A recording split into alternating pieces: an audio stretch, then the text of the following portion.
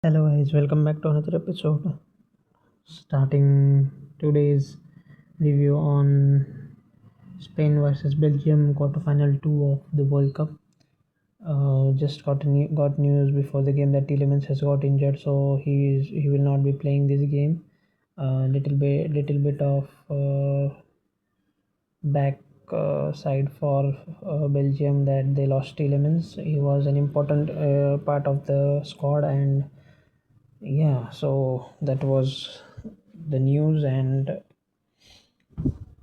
talking about Spain, they changed one player from the starting lineup and gave Pedri out and Fabian Ruiz in. So that was, I would say, a good change with what the game went, because they wanted one player in extra player inside the box, and Pedri was not that player because he would play from the zone 14, I would say, where the midfielders try to shoot their shot. But yeah, Fabian Ruiz, an extra player inside the box, gave them that extra attack, and that's how the first goal went. Like cross from Pedro Porro, and uh, Daniel Mo was in the right position to shoot, but Courtois was world class save, and the second ball went to Fabian Ruiz. Yeah, so the first goal was good, I would say, but mistakes from Belgium from the defense. They couldn't get the second ball, and they conceded the goal.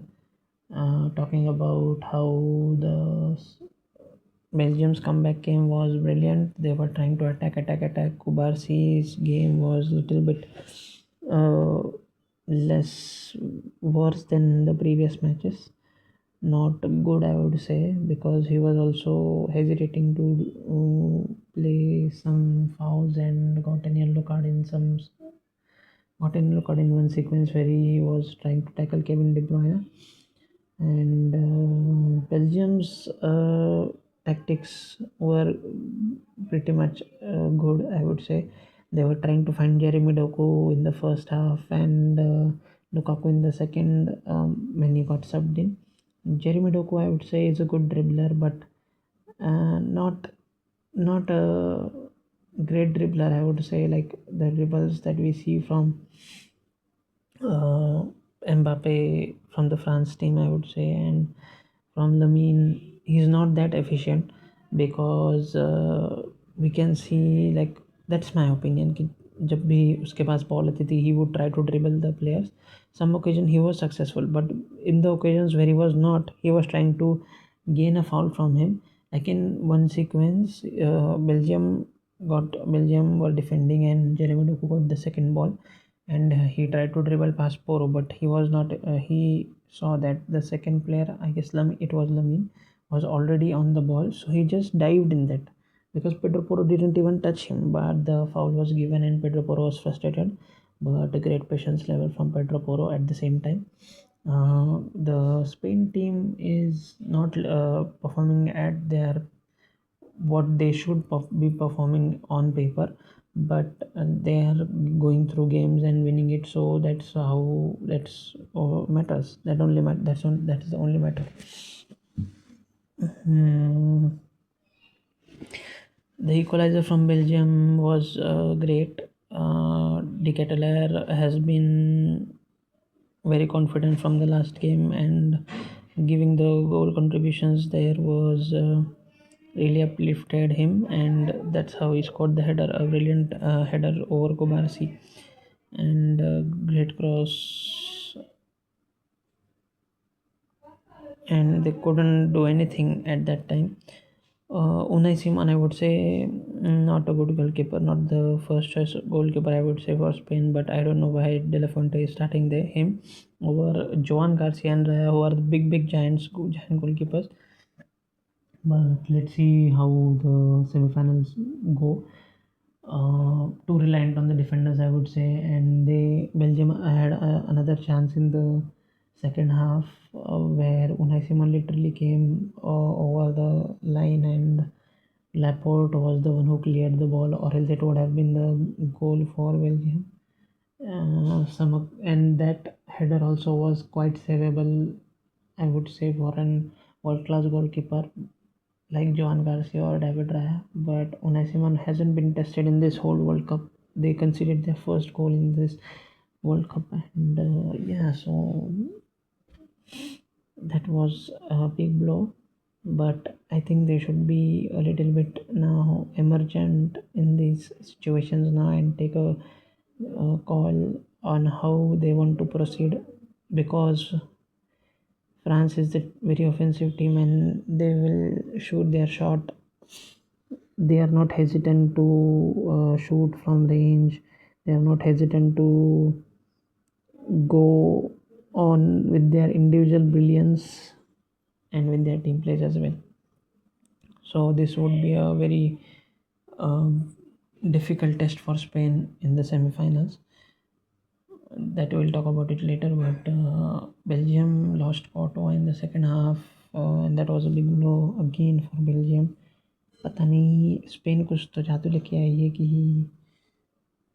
Portugal के time पे Nuno Mendis injured हो गया, Belgium के time पे टीलेमेंस भी injured हो गया before the match, and then Courtois in the middle of the match, and that really costed because Lamens came in and he's a good goalkeeper, but ऐसे moment पे आना and giving getting his first start in the squad in the world cup in the quarter finals, confidence would be there, but he will still be nervous, and that's how I guess Kubarsi's shot was not that great, but it was Lamin's mistake.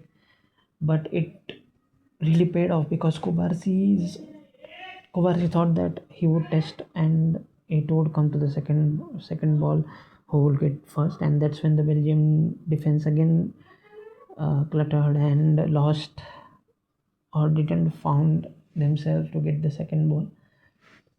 And Mikel Merino, I think, as I said before, also he's a clutch player.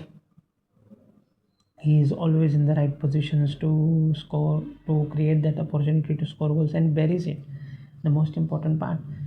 And in this game also he buried it at the dying moments as well, at the 80th minute, and Belgium after that couldn't do anything. um, Rodri, I would say, was brilliant.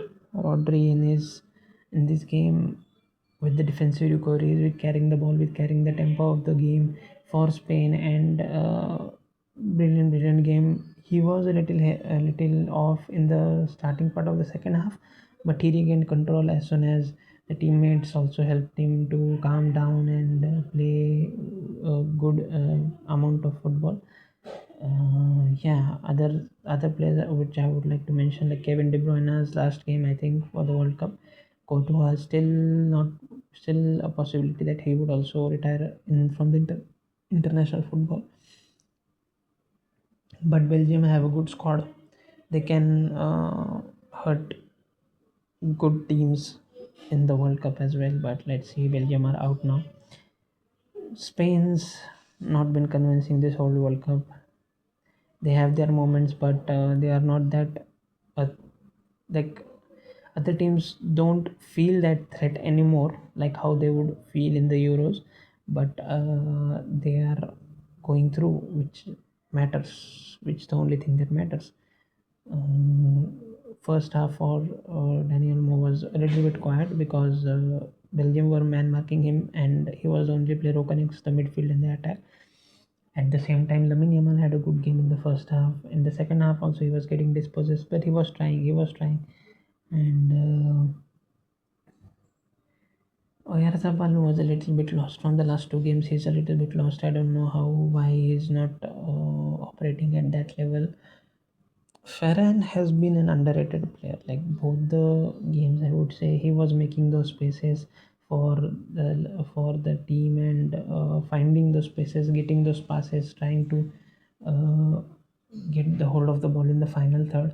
Yeah, he lost positions, but he was with a little bit loose in his passes. But at least he was trying, and yeah, Spain's substitutions paid off, and Belgium didn't have that much of substitutes. I think Costa, their manager, didn't put enough players in the second half. But yeah, that was it for Belgium and Spain. Now the semifinals is Belgium, France versus Spain. Great matchup. Everybody was waiting for this matchup in the World Cup, and let's see how that goes. Talking about today's games, England versus Norway, a top game. I would say. I don't know if Bellingham is playing because someone was saying that Bellingham has got two yellow cards, so he would not be playing. Konza is already suspended for the two games, so it's not say there for England. But Norway, on the other hand, would really test England in the attacking because हालांकि तो मतलब उसका घी पूरा पूरा जो भी है खाना पीना प्रीमियर लीग से ही आता है and every defender in the England team is from the Premier League. So let's see how that challenge goes. Norway would need to strengthen their defense a little bit. A little bit. They have been going through. They have been getting those defense lines tight, but at the same time, they need to also make sure that they do not concede. But they will concede in this goal in this match, and England would. I think England and Norway would tie, and someone. I guess England most probably would score the winning goal in the extra time. Argentina Switzerland पता नहीं यार, ये तो मतलब दिक्कत वाली बात होने वाली वापस से, क्योंकि अर्जेंटीना बहुत ज़्यादा एक्सपोज हो रही है इस वर्ल्ड कप में। फिज़िकली उतना फिट भी मतलब जिस हिसाब से उन्होंने 2022 वर्ल्ड कप भी खेला था उस हिसाब से वो उस लेवल तक नहीं है। They are too reliant on Messi and with Di Maria out of the squad they have no other outlet.